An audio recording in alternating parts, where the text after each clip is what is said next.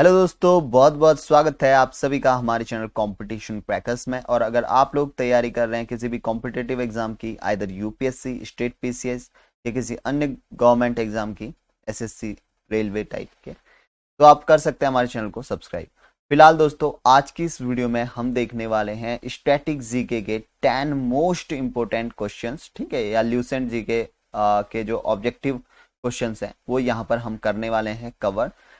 इस वाली वीडियो में दोस्तों ये फर्स्ट सेट है हमारा क्वेश्चंस का, जिसमें कि हम सिर्फ और सिर्फ 10 क्वेश्चंस को डिस्कस करेंगे, ठीक है।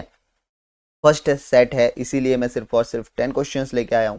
और अगर आपको ये पसंद आएगा तो धीरे धीरे करके हम क्वेश्चनों के नंबर्स बढ़ाते जाएंगे। अगली वीडियो में मे बी 15 और 20 क्वेश्चंस वी विल डिस्कस, ठीक है। अभी ये एक डेमो लेक्चर के तरह के तरीके से आपके पास आया हुआ है। तो दोस्तों, इस क्वेश्चन के सेट को करने से पहले मैं आपको एक चीज इन्फॉर्म करना चाहूंगा दोस्तों।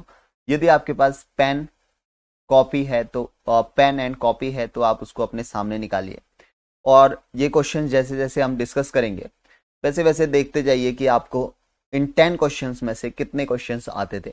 इस तरीके से आप अपना सेल्फ असेसमेंट कर सकते हैं, आप देख सकते हैं कि कैसी आपकी तैयारी चल रही है।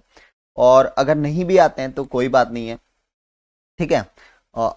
कम क्वेश्चन भी आएंगे तो इसमें कोई इश्यू नहीं है। धीरे धीरे हम क्वेश्चंस भी कवर करते जाएंगे, साथ ही हमारा जो ल्यूसेंट का सिलेबस चलाया हुआ है वो भी साथ ही साथ चलता रहेगा, ठीक है। तो आप क्या कीजिए, पेन एंड कॉपी रखिए, देखिए आपके कितने क्वेश्चन सही होते हैं आउट ऑफ 10, और जितने भी क्वेश्चन सही होंगे आप कमेंट बॉक्स में जरूर बता दीजिए, ठीक है। कमेंट बॉक्स में लिख देना, सपोज आपके 7 क्वेश्चन सही होते हैं तो 7 आउट ऑफ 10 इस तरीके से लिख देना, ठीक है।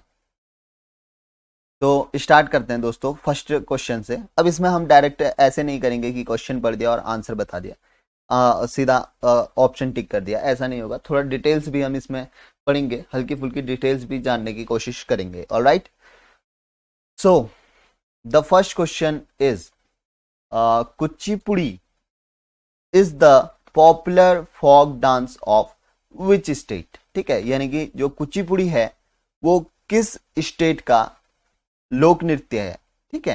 तो ऑप्शन ए है बिहार, बी है आंध्र प्रदेश, सी है तमिलनाडु, डी है केरला।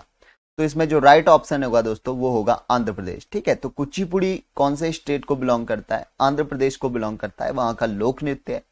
अब थोड़ा बहुत इसकी डिटेल्स जान लेते हैं दोस्तों। तो कुचिपुड़ी जो है, ये जो डांस फॉर्म था इसका नाम पड़ा है on the basis of village. एक गांव है आंध्र प्रदेश में जिसका की नाम क्या है, कुचिपुड़ी है, ठीक है। तो कुचिपुड़ी बेसिकली एक गांव का नाम था जहां से ये डांस फॉर्म ओरिजिन हुई है, and it is one of the classical dance of India, ठीक है। एक क्लासिकल डांस फॉर्म है, and it was started by Siddhendra Yogi, ठीक है। सिद्धेंद्र योगी द्वारा, सिद्धेंद्र योगी द्वारा इसको स्टार्ट किया गया था कुचिपुड़ी को। And this dance form is based on Bhamakalapam, ठीक है, Bhamakalapam. And Bhamakalapam is the drama, आप कह सकते हैं, that is based on Satyabhama. Satyabhama was the wife of lord Krishna. तो ये है थोड़ा बहुत डिटेल्स अबाउट द कुचिपुड़ी। तो आई होप कि आपको चीजें क्लियर हो गई होंगी। कुचिपुड़ी बिलोंग्स टू आंध्र प्रदेश, और कुचिपुड़ी के बारे में थोड़ी बहुत डिटेल्स हमने डिस्कस कर ली है। अब बात करते हैं क्वेश्चन नंबर 2। क्वेश्चन नंबर 2 है, where is the head quarter of World Health Organization, यानी कि WHO जिसको हम कहते हैं, उसका हेडक्वार्टर कहां स्थित है? ऑप्शंस आपके सामने हैं। Option number A Geneva, option B Rome, option C Paris, option D New York, ठीक है। तो आप सोचिए कि कहां इसका हेडक्वार्टर हो सकता है। अगर आपको थोड़ा टाइम लग रहा है तो आप वीडियो को पॉज कर सकते हैं, ठीक है, ताकि आप आराम से इसको सोच सकें। तो दोस्तों, इसमें जो राइट आंसर है वो है option number A Geneva. Geneva में जो है हेडक्वार्टर है हमारा WHO का। और थोड़ा बहुत WHO के बारे में चर्चा कर दें दोस्तों, तो पहले तो मैं आपको बता देता हूँ, जेनेवा जो है वो स्विट्जरलैंड में है। कहाँ है जेनेवा? स्विट्जरलैंड में है जेनेवा। और बात कर लेते हैं WHO की। तो WHO की जो स्थापना हुई थी वो हुई थी 7 अप्रैल 1948 को, ठीक है। तो ये डिटेल भी आप कॉपी में, नोटबुक में लिख लीजिएगा, ये आपके काम आएंगे, कोई भी क्वेश्चन इसमें से पूछा जा सकता है। और currently more than 190 members are there, 190 plus members अभी हैं। तो 194 मेंबर्स के आसपास अभी इसमें डब्ल्यूएचओ से जुड़े हुए हैं, ठीक है। और डब्ल्यूएचओ की स्थापना हुई थी 1948 में। हेडक्वार्टर है जेनेवा स्विट्जरलैंड में। और डब्ल्यूएचओ का वर्क है related to health matters of international health matters को लेके या इंटरनेशनल हेल्थ कंसर्न को लेके। अब चलते हैं क्वेश्चन नंबर 3 की ओर। क्वेश्चन नंबर 3 में पूछा गया है दोस्तों, इन विच सिटी द दरगाह या जिसको हम टॉम कहते हैं of Sufi saint Moinuddin Chishti located. तो मोइनुद्दीन चिश्ती जो कि एक सूफी संत थे, इनकी दरगाह या इनका टॉम्ब कौन से शहर में स्थित है। अब इसमें ऑप्शंस आपके सामने, ए दिल्ली, बी ऑप्शन दिया हुआ है ग्वालियर, सी ऑप्शन है अजमेर, डी ऑप्शन है गाजियाबाद। तो आप वीडियो को पॉज कीजिए और थोड़ा सोचिए और डिसाइड कीजिए कि कौन सा ऑप्शन इसमें सही है। तो दोस्तों जो राइट ऑप्शन इसमें है वो है अजमेर, ठीक है। अजमेर में स्थित है सूफी संत मोइनुद्दीन चिश्ती की दरगाह, ठीक है। अब अजमेर कहाँ है? अजमेर है आपका राजस्थान में, ठीक है। राजस्थान की एक सिटी है अजमेर, ऑलराइट। और जो इसी के चलते जो ये सूफी संत मोइनुद्दीन चिश्ती की जो दरगाह है या टॉम है, इसे आप अजमेर शरीफ दरगाह इसी को कहा जाता है, ठीक है। क्या कहा जाता है? इसका दूसरा नाम है अजमेर शरीफ दरगाह, ठीक है। और किसने इस्टेब्लिश किया था इस अजमेर शरीफ दरगाह या मोइनुद्दीन चिश्ती की दरगाह को? तो ये किया था हुमायूं, ठीक है। बाबर का जो बेटा था हुमायूं, इन 13th सेंचुरी के स्टार्टिंग में इसने जो है ये मोइनुद्दीन चिश्ती की दरगाह को अजमेर में बनवाया था, ऑलराइट। अब चलते हैं दोस्तों क्वेश्चन नंबर 4 की तरफ। क्वेश्चन नंबर 4 में पूछा गया है, Ujjain is situated on bank of which river, यानी कि जो उज्जैन नगरी है, बहुत ही फेमस नगरी, महाकाल नगरी जिसको कहा जाता है, तो वो किस नदी के किनारे बसी हुई है। इसमें ऑप्शंस आपके सामने है दोस्तों। Option A Sipra, B option Kaveri, C option Narmada, D option Mahanadi. तो वीडियो को पॉज कीजिए, सोचिए कि क्या आंसर इसमें राइट हो सकता है। तो बता दूं दोस्तों, तो इसमें राइट आंसर होगा ऑप्शन नंबर ए सिप्रा नदी, यानी कि जो उज्जैन है वो सिप्रा नदी के तट पर स्थित है। और बात कर देते हैं थोड़ा बहुत सिप्रा नदी के बारे में। तो जो ये सिप्रा नदी है दोस्तों, वो विंध्याचल जो रेंज है वहां से निकलती है। It is not an Himalayan river, Himalayan tributary या हिमालयन रिवर नहीं है, विंध्याचल से निकलती है मध्य प्रदेश में, ठीक है। और इसका जो बात करें अब उज्जैन की, तो Ujjain is famous for Mahakaleshwar temple, ठीक है। महाकालेश्वर टेम्पल जो है वो स्थित है उज्जैन में। This temple is dedicated to Lord Shiva, ठीक है। हिंदू जो धर्म में जो भगवान हैं लॉर्ड शिव, उनको डेडिकेटेड है महाकालेश्वर टेम्पल। एंड उज्जैन इसके लिए बहुत फेमस है। और जो उज्जैन था, इसका पुराना नाम जो था वो था अवंतिका, ठीक है। तो ये भी पूछ सकता है कहीं क्वेश्चन कि उज्जैन का पुराना नाम क्या था, तो अवंतिका था। और उज्जैन में एक और चीज के लिए उज्जैन फेमस है दोस्तों, कुंभ, ठीक है। उज्जैन में कुंभ का आयोजन करा जाता है, ठीक है। हर 12 साल में जो है वो कुंभ लगता है उज्जैन और एक हरिद्वार में, ठीक है। तो ये चीज आप याद रखिए कि उज्जैन सिप्रा नदी के तट पर स्थित है। और सिप्रा नदी जो है वो बहुत बड़ी नदी है, इट्स बहुत बड़ी नदी नहीं है। इट्स मतलब कि इसकी लेंथ की बात करें तो अराउंड 200 किलोमीटर की इसकी लेंथ है। लेकिन बहुत सारे आप कह सकते हैं तीर्थ स्थल इसके इस नदी के तट पर स्थित है। One of them is Ujjain which is famous for Mahakaleshwar temple. अब चलते हैं हमारे क्वेश्चन नंबर 5 की ओर। क्वेश्चन नंबर 5 में पूछा गया है, the winds that blow from, ठीक है क्या, the winds that blow from subtropical high pressure belt towards the subpolar low pressure belt are called as, यानी कि जो ऐसी हवाएं होती हैं जो सब ट्रॉपिकल हाई प्रेशर से सब पोलर लो प्रेशर बेल्ट की ओर जो चलती हैं, उनको क्या कहा जाता है। इसमें ऑप्शन नंबर ए है लोकल विंड्स, बी ऑप्शन है ट्रेड विंड्स, सी ऑप्शन है वेस्टर्लीज, डी ऑप्शन है ईस्टर्लीज। तो आप इसमें सोचिए कि क्या ये हो सकते हैं, ठीक है। तो थोड़ा हिंट के लिए मैं आपके लिए डायग्राम बना देता हूँ इस तरीके से, जो हमारा एकदम अच्छा वो तो नहीं बन पा रहा। ये हमारा हो गया बीच में इक्वेटर, और आप देख लेंगे सब ट्रॉपिकल लो बेल्ट आपको कुछ यहाँ पर दिखेगी, ये नॉर्थ पोल साउथ पोल। अब नॉर्थ से साउथ पोल की तरफ को इस तरीके से जो है वो विंड्स जो है वो जाती हुई आपको दिखाई देंगी। इस तरीके से जो विंड्स हैं वो फ्लो करती हैं। तो इन विंड्स का क्या नाम होता है? अब आपको इन विंड्स का नाम बताना है, इस पर्टिकुलर विंड्स का, ठीक है, जो कि सब ट्रॉपिकल हाई प्रेशर बेल्ट से सब पोलर लो बेल्ट्स की तरफ चलती हैं, उनका नाम, ठीक है। तो सोच के बताइए कि क्या हो सकता है इनका नाम।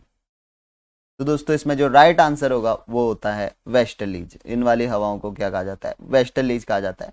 और जो नीचे आपका ट्रॉपिकल जोन के आसपास चलती हैं उनको कहा जाता है ट्रेड विंड्स, ठीक है। तो ये हमने ल्यूसेंट के ज्योग्राफी के जो लेक्चर्स बनाए हैं उसमें हमने डिस्कस किया है पूरा का पूरा अबाउट द विंड। तो उसमें हमने ये चीज़ डिस्कस करी है, जिन्होंने लेक्चर्स देखे हैं वो समझ पा रहे होंगे।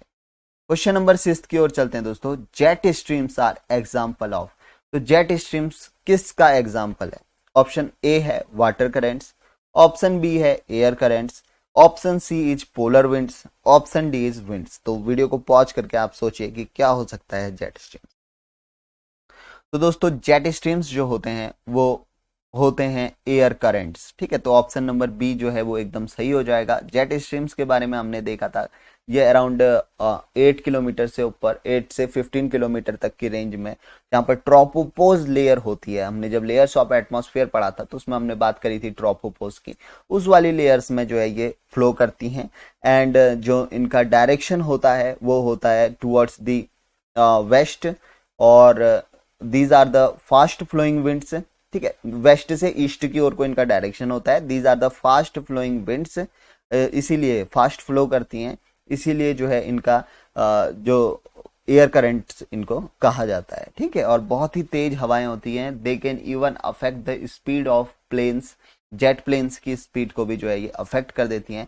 इसी के चलते इनको जेट स्ट्रीम कहा जाता है। तो ये क्वेश्चन भी हमने ल्यूसेंट ज्योग्राफी जब हमारा जो कोर्स है उसमें हमने ये डिस्कस किया हुआ है। जिन्होंने नहीं देखा है, जो पहली बार इस वीडियो में आए हैं और ल्यूसेंट की ज्योग्राफी को कवर करना चाहते हैं, वो आई बटन पे जाके चेक कर सकते हैं। यहाँ पर आपको पूरा का पूरा प्लेलिस्ट मिल जाएगा ल्यूसेंट ज्योग्राफी से रिलेटेड, और या इस वीडियो के एंड होने के बाद जो एंड स्क्रीन आती है उसमें भी आपको प्लेलिस्ट मिल जाएगी। तो अब चलते हैं दोस्तों क्वेश्चन नंबर 7 में। क्वेश्चन नंबर 7 में आपसे पूछा गया है, which among the following is the highest mountain in Europe. तो यूरोप में स्थित सबसे ऊंची पहाड़ी या सबसे हाईएस्ट माउंटेन कौन सा है? तो ऑप्शन यहाँ पर दिए हुए हैं आपको 4 ऑप्शन। ऑप्शन नंबर ए है Mount Elbrus, option number B है एल्प्स, ऑप्शन सी है फिने, ऑप्शन डी है ब्रैमवाल्ड। तो आप डिसाइड कीजिए कि कौन सी सबसे हाईएस्ट माउंटेन रेंज है यूरोप में। तो वीडियो को पॉज करके आप इसको सोच सकते हैं। तो दोस्तों इसका जो राइट आंसर होगा वो होगा ऑप्शन नंबर ए माउंट एल्ब्रस। तो माउंट एल्ब्रस जो है वो सबसे ऊंची पहाड़ी है, और जो माउंट एल्ब्रस है it is situated in Russia. Russia में जो है ये माउंट एल्ब्रस पड़ता है आपका, और जो इसकी जो ऊंचाई है वो है अराउंड 4750 मीटर्स के आसपास इसकी जो है वो ऊंचाई है। और अगर हम बात कर देते हैं सेकेंड हाईएस्ट माउंटेन जो कि यूरोप में पड़ता है माउंट एल्ब्रस के बाद, तो ये है माउंटेन ब्लेव। तो माउंटेन ब्लेव की जो ऊंचाई है वो है 4700 मीटर। तो आप सोच सकते हैं माउंटेन ब्लेव और एल्ब्रस में सिर्फ 50 मीटर का जो है वो अंतर है। अब आ जाता है क्वेश्चन नंबर 8 की तरफ। तो क्वेश्चन नंबर 8 में पूछा गया है, what is the normal temperature of human being on kelvin scale. Kelvin scale में जो ह्यूमन बीइंग्स हैं उनका नॉर्मल टेम्परेचर कितना होता है? ऑप्शन आपको दिए गए हैं। Option A 290, B option 300, C option is 310, D option is 320। तो वीडियो पॉज करिए, सोचिए। तो मैं बता देता हूं दोस्तों, इसका जो राइट आंसर होगा वो होगा ऑप्शन नंबर सी 310 केल्विन, ठीक है। 310 केल्विन इसका जो है वो राइट आंसर है। अब ये कैसे डिराइव कर सकते हैं हम? आपको पता होगा कि जो ह्यूमन बॉडी का टेम्परेचर होता है डिग्री सेल्सियस में, नॉर्मल टेम्परेचर होता है वो इट्स 36 पॉइंट समथिंग, जो तो आप कह सकते हैं 37 डिग्री सेल्सियस के आसपास इसका नॉर्मल टेम्परेचर होता है। अब जब हम केल्विन में जाते हैं तो केल्विन में अगर हम देखें तो जो फ्रीजिंग पॉइंट होता है, फ्रीजिंग पॉइंट कितना होता है वाटर का? 0 डिग्री सेल्सियस। तो और केल्विन में इसको निकालते हैं तो 273 केल्विन में जो है वाटर फ्रीज होता है। और हमारा नॉर्मल बॉडी टेम्परेचर कितना है? 37 डिग्री सेल्सियस। यानी कि इसमें हम क्या करेंगे, 273 केल्विन में 37 को और ऐड कर देंगे तो हमारा इसका राइट आंसर आ जाएगा। तो 7 8 9 10 का 0 कैरी 1, 8 9 10 11 का 1 कैरी 1 3, तो ये 310 केल्विन जो है वो हमारा राइट आंसर आ गया। तो इस तरीके से अगर आपको सेल्सियस में चीजें पता है तो आपको बस इतना याद रखना है 0 degree Celsius is equal to 273 Kelvin. अब अगर पूछ लेगा boiling point of water Kelvin में निकालो, तो वाटर बॉयल कितने में होता है 100 डिग्री सेल्सियस में। फ्रीजिंग पॉइंट क्या है 0 डिग्री सेल्सियस। 0 डिग्री सेल्सियस की वैल्यू केल्विन में कितनी है 273, तो 100 डिग्री सेल्सियस की कितनी होगी 273 में 100 को ऐड कर दो तो 373 केल्विन में जो है वाटर क्या हो जाएगा बॉयल हो जाएगा। ऑलराइट, तो इस तरीके से आप चीजों को निकाल सकते हैं। अब चलते हैं क्वेश्चन नंबर 9 में। क्वेश्चन नंबर 9 में पूछा गया है which among the following is the most populous country of Africa. ठीक है, अफ्रीका जो कॉन्टिनेंट है उसकी सबसे मोस्ट पॉपुलेटेड कंट्री कौन सी है। तो दोस्तों इसमें जो राइट आंसर हो जाएगा वो अभी मैं बताऊंगा। फिलहाल ऑप्शन देख लो। Option number A is Niger, option B is Nigeria, option C is Egypt, option D is Algeria. ठीक है, तो इसमें कौन सी होगी आप एक बार वीडियो पॉज कीजिए, सोचिए कि कौन सी इसमें राइट आंसर हो सकता है दोस्तों। तो बता दूं दोस्तों जो इसका राइट आंसर है वो है ऑप्शन नंबर बी नाइजीरिया। तो नाइजीरिया में जो है सबसे ज्यादा पॉपुलेशन है, सबसे ज्यादा पॉपुलस कंट्री है अफ्रीका की। और नाइजीरिया में दोस्तों एक शहर है जिसका नाम है Lagos city, LAGOS, Lagos city. तो ये जो सिटी है दोस्तों ये पूरे विश्व की सबसे फास्टेस्ट ग्रोइंग सिटी है। ठीक है, पॉपुलेशन वाइज सबसे फास्टेस्ट ग्रोइंग सिटी है पूरे विश्व की, Lagos city, that is in Nigeria. अब हम बात कर लेते हैं दोस्तों हमारे पूरे वर्ल्ड की अगर हम सबसे मोस्ट पॉपुलस कंट्री की बात करें तो वो है आपका चाइना। चाइना, और अगर हम देखें चाइना कहाँ पड़ता है एशिया में पड़ता है। तो एशिया का सबसे पॉपुलेटेड और वर्ल्ड का सबसे पॉपुलेटेड कंट्री है चाइना। बात कर देते हैं अगर हम बात करें दोस्तों नॉर्थ अमेरिका की, तो नॉर्थ अमेरिका का सबसे populated country USA and Canada are the country in North America. तो इसमें से जो है यूएसए की जो पॉपुलेशन है ज्यादा है नॉर्थ अमेरिका में। साउथ अमेरिका कॉन्टिनेंट की बात करें तो साउथ अमेरिका में ब्राजील जो है उसकी जो पॉपुलेशन वाइज जो है वो ब्राजील सबसे बड़ा देश है। ऑलराइट, अब चलते हैं क्वेश्चन नंबर 10 की ओर। और अगर हम बात करते हैं यूरोप की, यूरोप कॉन्टिनेंट छूट गया, तो यूरोप का जो सबसे पॉपुलस कंट्री है वो है Russia, and after that Russia के बाद आ जाएगा आपका जर्मनी। ठीक है, यूरोप में। ठीक है, अब ऑस्ट्रेलिया में तो ऑस्ट्रेलिया ही रहेगा, और अंटार्कटिका में no one living in Antarctica. तो सारे के सारे कॉन्टिनेंट हमने इसमें डिस्कस कर दिए कि किस कॉन्टिनेंट में कौन सा सबसे बड़ा देश है। Now moving towards the question number 10। The first meeting of Indian national Congress was held in Bombay. ठीक है, इन 1885 AD under the leadership of. तो यहां पर पूछा गया है जो INC है उसकी जो सबसे पहली मीटिंग हुई थी वो हुई थी 1885 में, जब इसका फॉर्मेशन भी हुआ 1885 में। कहाँ हुई थी, बॉम्बे में हुई थी। तो ये इसके प्रेसिडेंट कौन थे, तो फर्स्ट मीटिंग के जो प्रेसिडेंट थे उनका नाम इसमें पूछा गया है INC के। तो ऑप्शन दे रखे हैं आपको, option A Dadabhai Naoroji, option B Sir C Sankaran Nair, option C is Womesh Chunder Banerjee WC Banerjee, और ऑप्शन डी है बदरुद्दीन तैयब जी। ठीक है, तो आप वीडियो को पॉज करके इसको सोच सकते हैं कि इसमें क्या जो है वो राइट आंसर हो सकता है।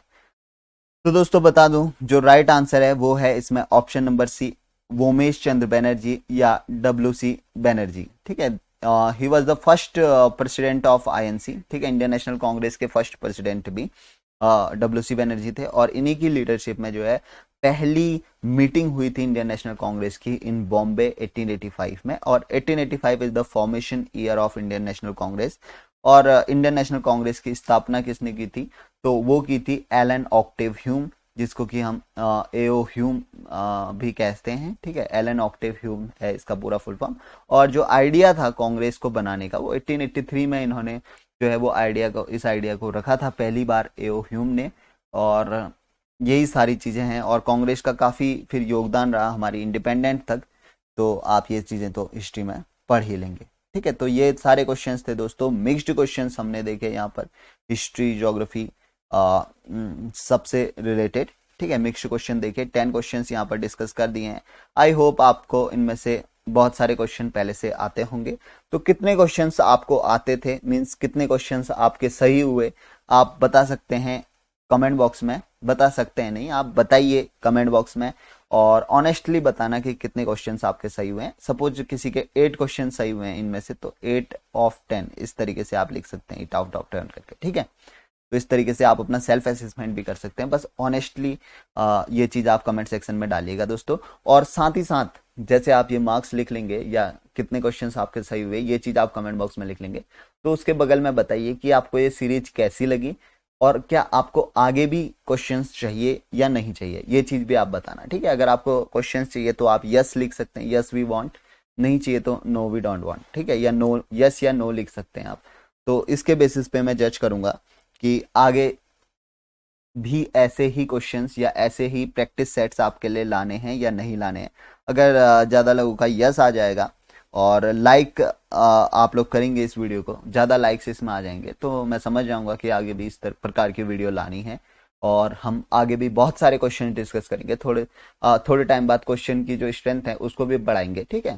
ज़्यादा क्वेश्चन इसमें ऐड करेंगे, may be 15-20 question per day हम देखेंगे, और इस तरीके से हम जो है वो प्रोग्रेस करेंगे। तो जो भी चीज़ होगी it will be based on your like and dislike ratio, और आपके कमेंट पे चीज़ें डिपेंड करेंगी। अगर ज़्यादा सही रिस्पॉन्स नहीं मिलेगा तो आपका टाइम और मेरा टाइम, दोनों का टाइम वेस्ट होने से हम बचा लेंगे इस कोर्स को बंद करके, ठीक है। ये प्रैक्टिस सेट्स नहीं लाएंगे फिर उसके बाद। तो आप कमेंट सेक्शन में जरूर ये चीज़ बता दीजिए, और लाइक जरूर कर दीजिएगा अगर वीडियो आपको अच्छी लगी हो। तो फिलहाल इस वीडियो में दोस्तों इतना ही, और अगर आपको ऐसी ही वीडियो और भी चाहिए तो चैनल को आप सब्सक्राइब कर सकते हैं, इसको शेयर कर सकते हैं दोस्तों अपने अन्य मित्रों के साथ जो तैयारी कर रहे हैं। फिलहाल इस वीडियो में इतना ही। Thank you guys, thank you for watching the video. Meet you in next lecture. जय हिंद, जय भारत।